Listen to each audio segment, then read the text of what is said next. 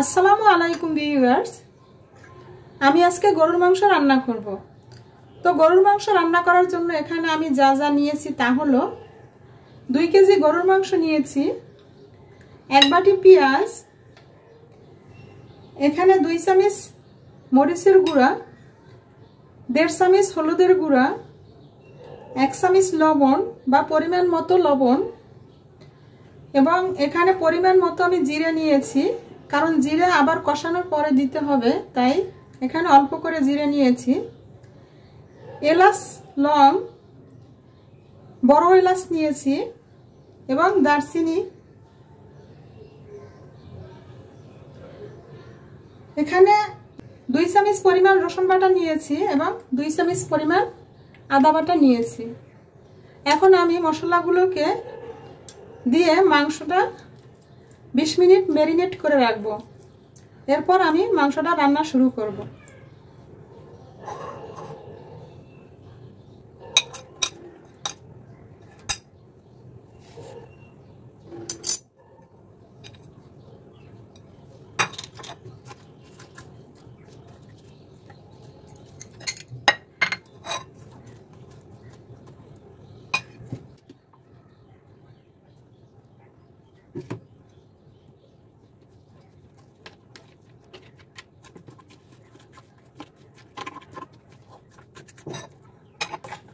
এভাবে নেড়ে চেড়ে আমি ভালো করে মশলাগুলোকে মাখিয়ে নিব।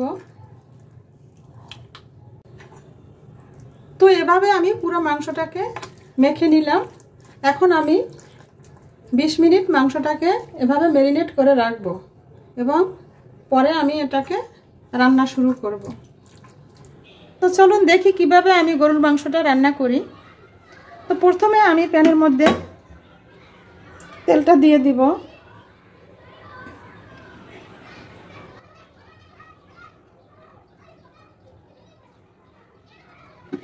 গরুর মাংসের মধ্যে একটু তেলের পরিমাণ এবং পেঁয়াজের পরিমাণ বেশি দিতে হয়, কারণ এটা মাখা মাখা গরুর মাংস রান্না করব, তাই আমি একটু পেঁয়াজ এবং তেলের পরিমাণটা বেশিই দিব। কড়াইয়ের তেল গরম হয়ে গেছে। এখন আমি প্রথমে 2টো এলাচ, একটু দারচিনি এবং 2টো লং দিয়ে দিলাম।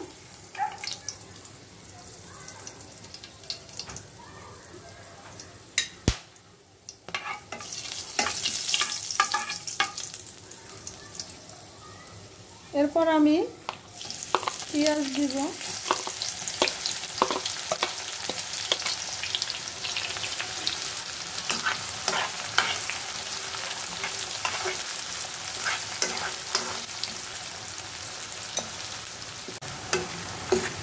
গরুর মাংসটা আমি কষিয়ে মাখা মাখা করে রান্না করব, তাই পেঁয়াজের পরিমাণটা একটু বেশি দিয়েছি এবং তেলের পরিমাণটা একটু বেশি দিয়েছি।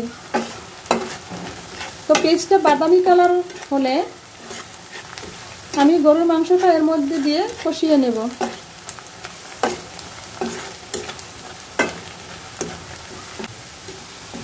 আমার পেঁয়াজ ভাজা হয়ে গেছে, কারণ পেঁয়াজের কালারটা বাদামি রঙের হয়ে গেছে। এখন আমি গরুর মাংসটা এর মধ্যে দিয়ে দেব এবং ভালো করে কষিয়ে নেব।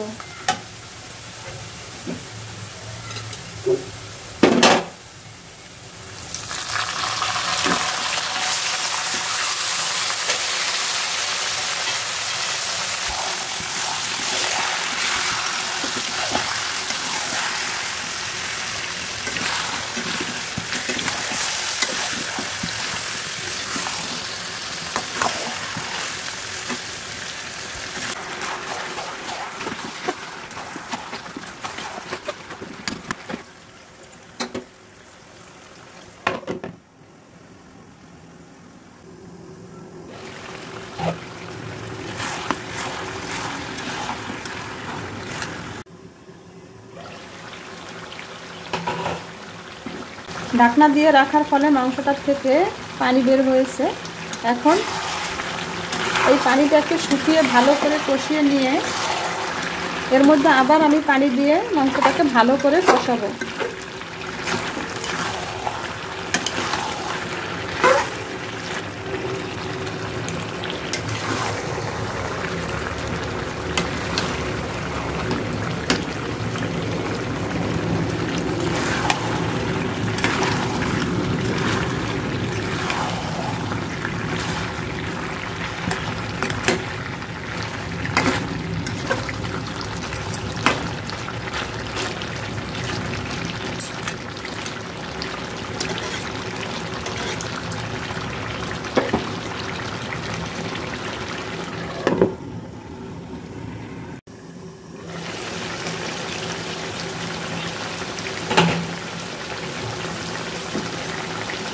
মাংস থেকে অনেক পানি বের হয়েছে।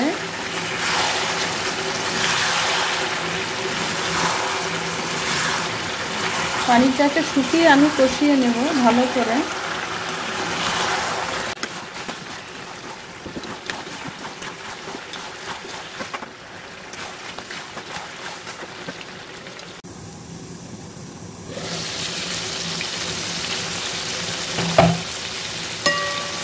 মাংসের পানিটা শুকিয়ে গেছে।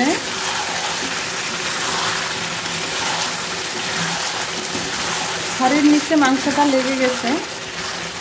এখন আমি এর মধ্যে এক্সট্রা পানি দিয়ে দেব এবং এক্সট্রা পানি দিয়ে মাংসটাকে আবার ভালো করে কষিয়ে নেব। মাংসতে তেল উঠে এসেছে, আমার মাংসটা কষানো হয়ে গেছে। এখন আমি এর মধ্যে পানি দিয়ে আবার মাংসটাকে ভালো করে কষিয়ে নেব।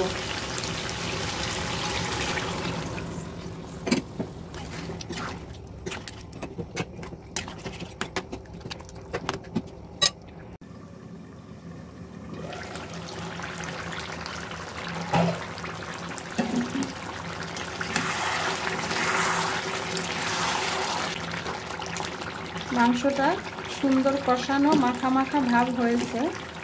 তো আমার মাংস রান্না করা হয়ে গেছে।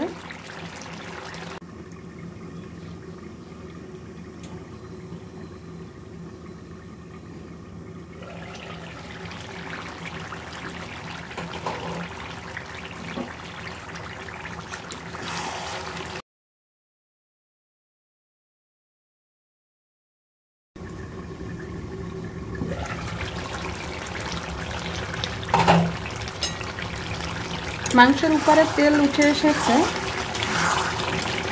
আমার মাংস কষানো মাংস রান্না করা হয়ে গেছে। মাংসটা মাখা মাখা হয়ে গেছে।